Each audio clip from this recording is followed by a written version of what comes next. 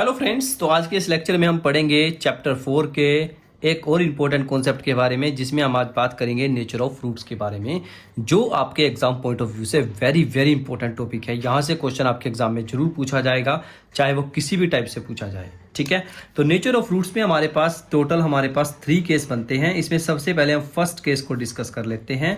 अगर आपके पास रूट्स जो है वो कैसे आ जाएं, रियल हों, रूट्स आर रियल हों और डिस्टिंक्ट हों।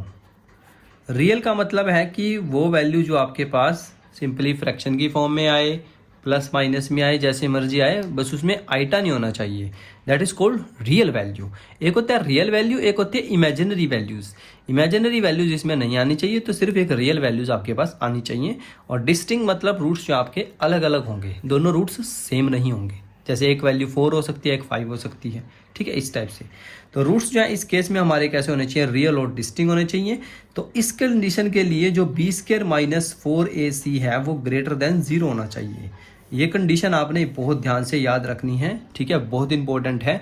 b² माइनस 4ac की वैल्यू अगर 0 से बड़ी है, 0 से बड़ी का मतलब ये है कि वैल्यू जो है आपके पास b² माइनस 4ac की जो है वो पॉजिटिव है। ठीक है, सिंपल सी बात ये है कि b² माइनस 4ac की वैल्यू क्या आ रही है आपके पास, पॉजिटिव आ रही है, जैसे ही आपने सिंप्लीफाई किया। ठीक है, अब कुछ बच्चे सोच रहे होंगे कि ये a और b और c क्या है। घबराने की बात नहीं है। जो a b c हमने वैसे लिखा था ना जनरल इक्वेशन में क्वाड्रेटिक की, ये सारी की सारी चीजें वहीं से आती हैं। ठीक है, ax² plus bx plus c, ये जो a है वही a वाला है, ये b जो है वो ये वह है, और जो c है वो ये है। ठीक है, इसमें घबराने की जरूरत नहीं है कि और b और c कहाँ से आ गए हमारे पास।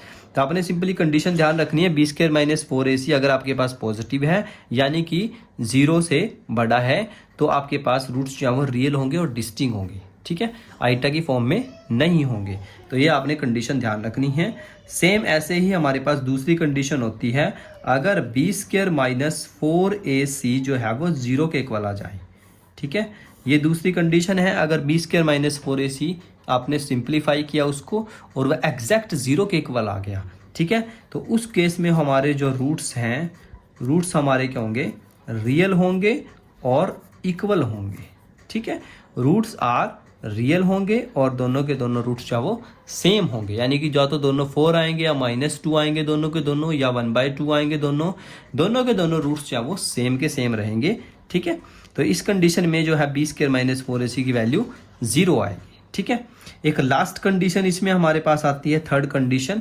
उसमें क्या होता है, b² माइनस 4ac की वैल्यू जो है वो 0 से छोटी होती है। ठीक है, 0 से छोटी होने का मतलब क्या है कि b² माइनस 4ac की जो वैल्यू है वो आपके पास नेगेटिव आ रही है। ठीक है, नेगेटिव का मतलब क्या है कि -5 आ गई, जैसे -50 आ गई, -30 आ गई। इस तरीके से कोई वैल्यू आपके पास है तो आप देख के बता सकते हैं कि ये जो रूट्स है हमारे पास वो रियल नहीं है। तो आप डायरेक्टली लिखेंगे इस कंडीशन में नो रियल रूट्स। इस कंडीशन में हमारे पास जो है वो रूट्स जो है वो रियल नहीं आएंगे। रियल नहीं आएंगे, इसका भी एक रीज़न है, क्योंकि जब आप फॉर्मूला वगैरह लगाते हैं, आपको एक छोटी सी चीज़ मैं बता देता हूँ। जब आप x का फॉर्मूला लगाते हैं -b plus minus b² minus 4ac और इसके ऊपर आप रूट लिखते हैं, नीचे लिखते हैं आप 2a। जब हम x की वैल्यू निकालते हैं तो ये फॉर्मूला हम यूज़ करते हैं, अगर आपने देखा हो। ठीक है, अपने स्कूल में भी या फिर आपने अपनी बुक में देखा होगा, तो ये फॉर्मूला आपको रिटर्न मिलेगा जरूर। ठीक है, तो इसमें b² माइनस 4ac के ऊपर अंडर रूट आता है। जब आपके पास ये b² माइनस 4ac की वैल्यू नेगेटिव आती है, तो आपके पास क्या है, यहाँ पे जब ये वैल्यू नेगेटिव आ जाती है, ठीक है, तो उस केस में क्या है, अगर ये नेगेटिव है तो ये जो है नेगेटिव के ऊपर रूट आ जाता है, यानी कि यहाँ पे कोई भी वैल्यू होगी, जैसे -6 या -15, कोई भी वैल्यू इस टाइप से आपके पास होगी, वो नेगेटिव की फॉर्म में होगी। तो उसको हम रियल रूट्स इसलिए नहीं बोलेंगे क्योंकि जब इसको ओपन करेंगे हम, ठीक है, अभी 10th क्लास में आपके पास ये सारा केसेस बहुत ही कम है। ठीक है, नो रियल रूट्स आप डायरेक्ट लिख देंगे आंसर तो आपके पास आ जाएगा। पर जब आप +1 क्लास में जाएंगे या +2 क्लास में जाएंगे तो इसको सिंप्लीफाई करके लिखा जाता है। ठीक है, उसका क्या रीज़न है, क्योंकि रूट में जब भी आपके पास माइनस आएगा तो वो आइटा की फॉर्म में चेंज हो जाता है। ठीक है। ये आप सब चीज़ें आप +1 के क्लास में पढ़ेंगे या +2 क्लास में आपके पास हायर क्लासेस में आ जाएंगे, ठीक है। इसका बहुत यूज़ होता है आगे हायर क्लासेस में, +2 के बाद भी है, इवन कॉलेज लेवल पे भी इस चीज़ को पूछा जाता है। चलिए अब हम इस टॉपिक पे आ जाते हैं यहीं पे। तो x की जो वैल्यू है अगर वो हमारे पास b² - 4ac नेगेटिव है तो आपने समझ जाना है कि उस केस में हमारे जो रूट्स हैं वो रियल नहीं बनेंगे। आपका क्वेश्चन सिर्फ यहीं पे ख़त्म हो जाएगा, ठीक है। फिर आपको आगे करने की ज़रूरत नहीं है, रूट्स आपको निकाल के दिखाने की ज़रूरत नहीं है, क्योंकि 10th क्लास के जो लेवल है आपके पास उसमें जो है नो रियल रूट्स आप डायरेक्ट लिखेंगे और अपने आप ही टीचर उसको देख लेगा, ठीक है दोस्तों। चलिए तो आज की इस वीडियो में हमने बहुत ही आसानी से सीख लिया है कि किस टाइप से हम क्या है रूट्स को डिफाइन कर सकते हैं कि रूट्स रियल हैं, डिस्टिंक्ट हैं या फिर हमारे पास नो रियल रूट्स का केस है।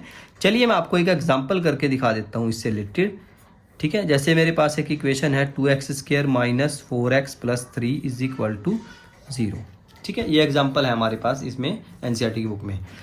तो चलिए इसको कैसे करेंगे हम।